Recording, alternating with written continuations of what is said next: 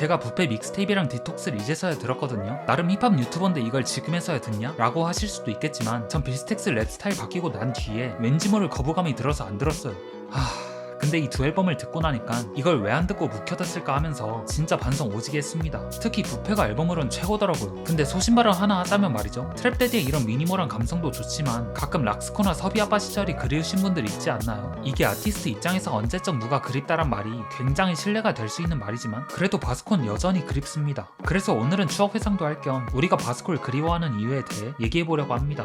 그 첫 번째 이유는 그의 행보예요. 이게 작업물로서의 행보나 그런 게 아니라 말 그대로 그가 살아온 길을 말하는 건데요. 바스코의 어릴 적 꿈은 전투기 파일럿이었으나 양한 시력이 -7이란 걸 알게 되면서 그는 꿈이 없는 채로 대학에 들어가죠. 그러던 중 학교 화장실에서 쉬야를 하고 있었는데 외국인 학교를 같이 다녔던 친구가 같이 힙합하자고 해서 그는 수락합니다. 바스코는 처음에 그게 동아리 개념인 줄 알았는데 알고 보니 그 친구는 씬에 입성하자는 거였죠. 이게 바스코의 힙합 입문기예요. 그렇게 그는 그룹 활동을 통해 인지도를 쌓고 마스터플랜과의 계약을 체결한 뒤 다양한 크루와 레이블들을 거치며 활동합니다. 이 과정에서 거대 크루의 간판 스타 역할도 하고 자신이 직접 레이블도 설립하게 되지만 그게 바스코의 커리어상 빛났을지언정 결과적으로 경제적인 이득은 취하지 못했죠. 초창기엔 공연장도 꽉 채울 정도로 잘 나가고 대형 기획사가 접촉을 시도했다고도 하는데 끝은 초라하게 마무리됐어요. 때문에 중간에 게임 회사에서 잠깐 일하기도 했는데요. 그러나 회사 내에서 받는 대우가 영 좋지 못해서 다시 음악계로 돌아갔다 합니다. 참고로 이때 바스코 직책이 리듬게임 프로젝트 매니저였다고 하네요. 딴따라 노래나 한곡 부르고서 부장님께 딴따라 그게 내가 내 위지에서 받았었던 대우. 바스콘 레이블까지 망한 시점에 이혼도 하게 되면서 정신적 경제적으로도 어려웠던 상황. 그는 친분이 있었던 스윙스의 뜬금 영입제 안에 이건 기회다 싶어 단번에 오케이 사인을 넣고 전면 올스타 라인업에 막차로 탑승하죠. 이 다음 행보는 님들도 다 알 거예요. 노창의 마스터피스에 참여한 뒤 당시 바스코의 모든 상황을 역전시켜줄 쇼미더머니에 참가합니다.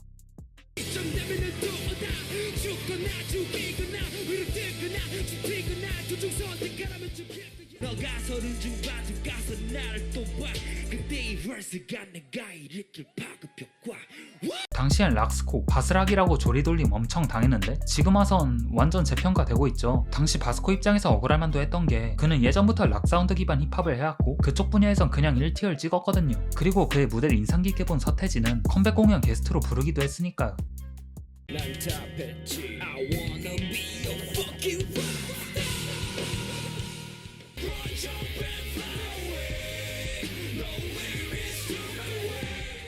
어쩌면 씬의 진짜 낭만가인 그가 아닌 바스코가 아니었을까요? 10년 넘게 씬에 몸담은 베테랑인데 이제 막 시작하려는 전무의 인직원도 아니고 플레이어로서 들어간 것. 또 남들이 제일 낙한다고 손가락질 할 때도 소신있게 밀고 들어가는 스탠스와 결과를 증명하는 그의 능력이 지금의 그의 위치를 만들었다고 생각합니다. 여기서 재밌는 건 그가 하는 장르에 관해서만 논쟁이 오갔을 뿐 실력에 관한 얘기는 거의 없었어요. 무대 구성이 난잡했단 말은 오갔지만 그래도 락스코 실력 하나는 인정했습니다. 그리고 이거 만들면서 쇼미 보다가 느낀 건데 이땐 팀끼리 신경전하는 거 보는 재미도 있었더라고요. 요즘엔 이미지 챙긴다고 안 하는 것 같은데 가끔씩 이때 쇼미 감성이 그립긴 합니다. 두 번째 이유는 앨범이 좋단 거예요. 근데 2000년대에 발매한 앨범들은 좀 아쉽긴 했습니다. 라이밍 같은 기술적인 부분은 준수하지만 가끔씩 이렇게 툭 튀어나오는 라인은 들을 때 몰입도가 깨지긴 하더라고요. 또한 언더그라운드의 대표성을 갖고 있던 그가 JYP 소속 가수들의 힘을 빌린 건 그가 지닌 상징성에 비해 아쉬운 선택이었죠. 당시 메이저 래퍼들이 대중적인 히트를 치자 언더 래퍼들은 그들을 하나의 모델로 삼아서 시장과 타협하던 추세였으니까요. 근데 뭐 바스코가 난 오버로 가기 싫어 이런 스탠스를 보여준 적은 없었죠. 오히려 대중들이 좋아할 만한 음악을 지향했고 그에 대한 마음가짐은 변함이 없었어요. 그리고 딱 이때까지 바스코가 낸 앨범들이 앨범으로서의 가치가 아쉽던 거지 띵곡들은 꽤나 있었습니다.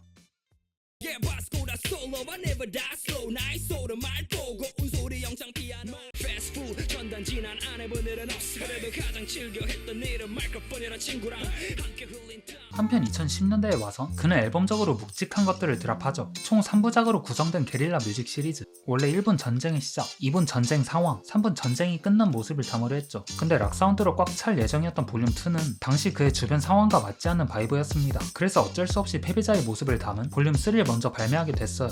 그리고 볼륨 2는 처음에 낸다고 했다가 이젠 그냥 안 낼 거라고 하네요. 그니까 기대하지 마십시오.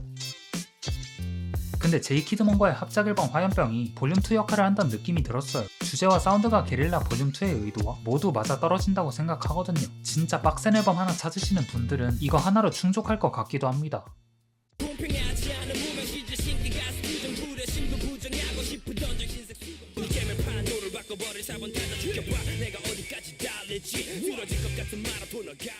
뭐 어쨌든 바스콘 이 앨범들을 통해서 터프한 음악 속의 진솔한 이야기를 풀어냈습니다. 그 이야기를 푸는 과정에서 그의 작사 역량이 몇 단계 상승한 것도 알 수 있었고요. 한편 그가 2010년대에 발매한 앨범들은 모두 성취도 면에서 모두의 만족감을 샀습니다. 그러나 그게 대중들의 지각까진 뚫지 못했죠. 근데 바스콘 쇼미 출연 이후 인생이 바뀌었어요. 그래서 방송을 챙겨본 이들은 바스코의 개인 작업물에도 관심을 갖게 됩니다. 그 중에서도 코드네임 시리즈를요. 코드네임 187은 아들 섭이, 이혼, 동료들의 배신 등에 대해 다뤘습니다. 실화를 기반으로 한 가사 속 내용은 앨범의 설득력을 더욱 높였고 리스너들은 그의 이야기에 귀를 기울였죠.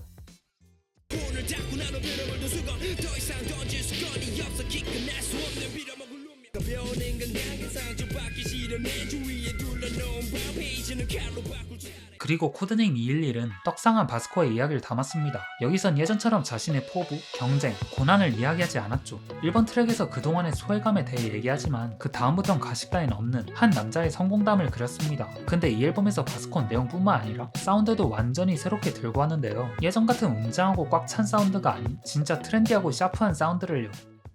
쇼미에 나오면 시부를 못 벌고 그대로 땡처리 나 당하고 무너진 새끼들 현실은 TV와 달라 이래 착같이 가는 말에 우린 역시 말 달리자. 우린 바스코가 냈던 앨범만으로 그의 인생 전반을 볼 수 있는데요. 그는 한 인터뷰에서 명반 한 장 있는 것도 멋있지만 그의 못지않은 작업량도 중요하다 말했습니다. 특히 싱글의 중요성을 강조했죠. 그걸 시장이 원하고 대중들이 바라면서 결국 하나의 트렌드로 이어졌기 때문에 바스코가 그런 발언을 한 거예요. 전 이처럼 바스코가 자신의 스타일을 고수하되 대세는 거부하지 않았기에 사람들에게 인정받고 롱런한 거라 생각합니다. 이건 지금에도 해당되는 것 같고요. 그래서 뭐 현실적으로 불가능하겠지만 바스코의 마초적인 모습을 다시 보고 싶긴 하네요. 그 몇 년 전이었지? 5년 전인가? 6년 전인가? 그때는 다 막스퍼라고 저 욕하고 씹고 그랬는데 지금 락 사운드가 엄청 많이 들리고 있어요. 네, 그럼 준비한 내용은 여기까지고 다음에 봅시다.